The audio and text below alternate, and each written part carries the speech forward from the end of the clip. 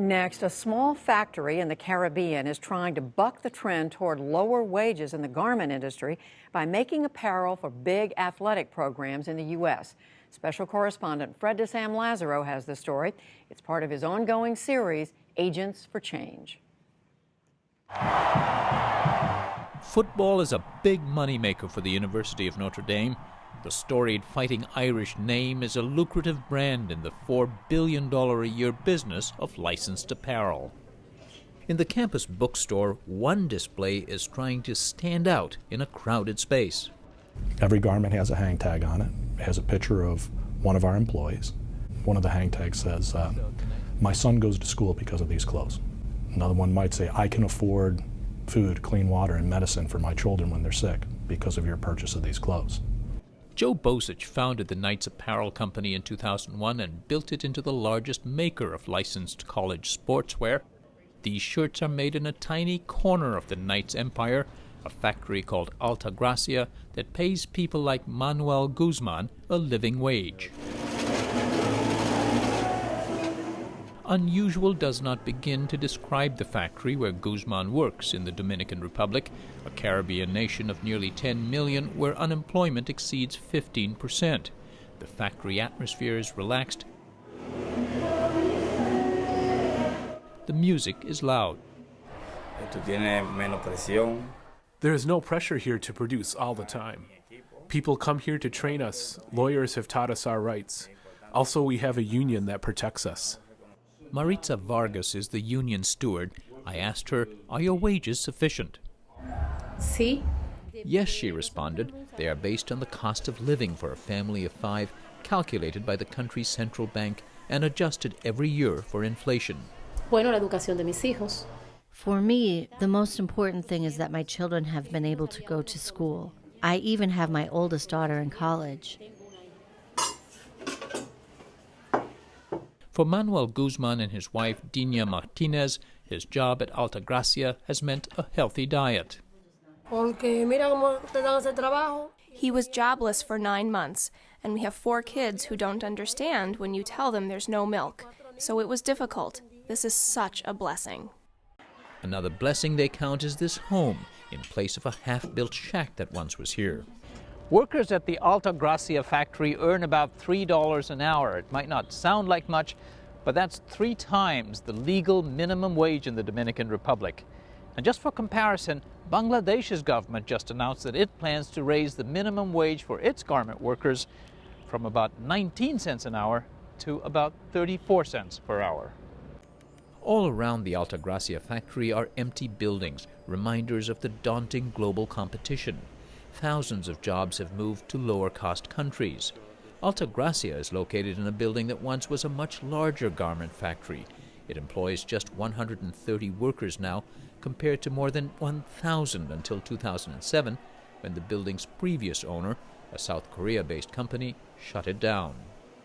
Alta Gracia itself is running at about 60% of capacity. In 3 years of operation, it has yet to turn a profit. That doesn't surprise one expert who studied the plant.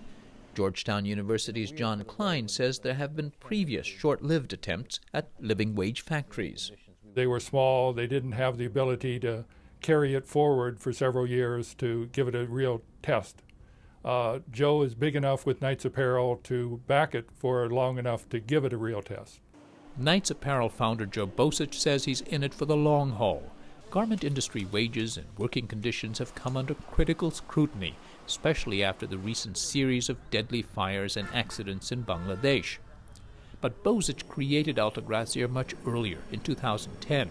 He says a setback in his own health made him especially sympathetic to the plight of garment workers.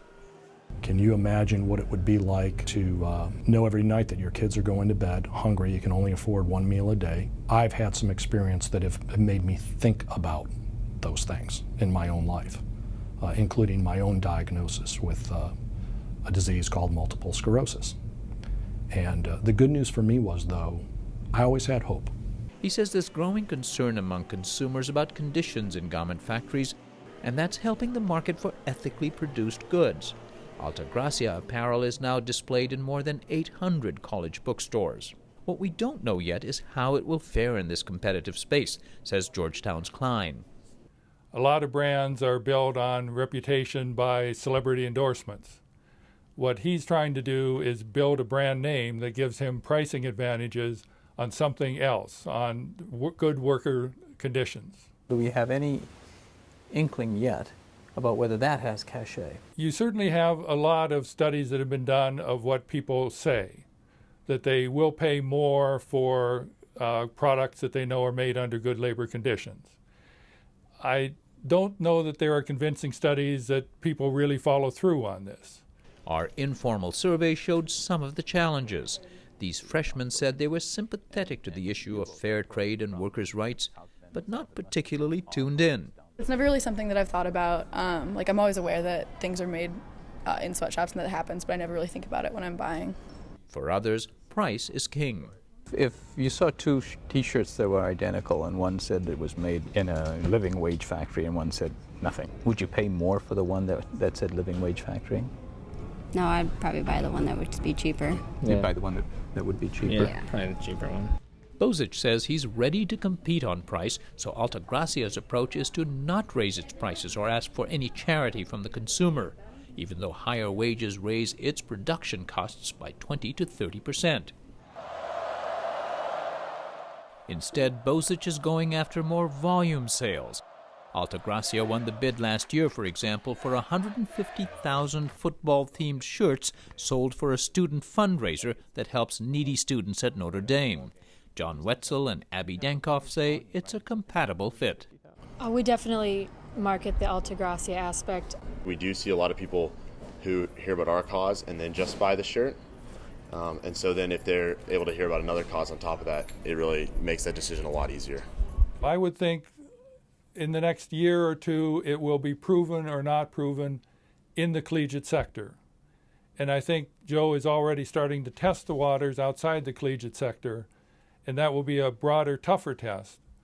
Bozich says high productivity at Altagracia and the promise of more business should allow the factory to soon break even.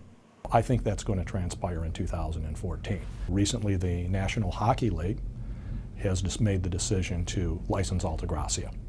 So we'll now be able to produce all of the NHL teams in the Altagracia factory and bring that to market. Experts say much will depend on consumers, whose behavior can be influenced by factors as varied as a team's performance or even a news headline from Bangladesh. Fred's reporting is a partnership with the Undertold Stories Project at St. Mary's University in Minnesota.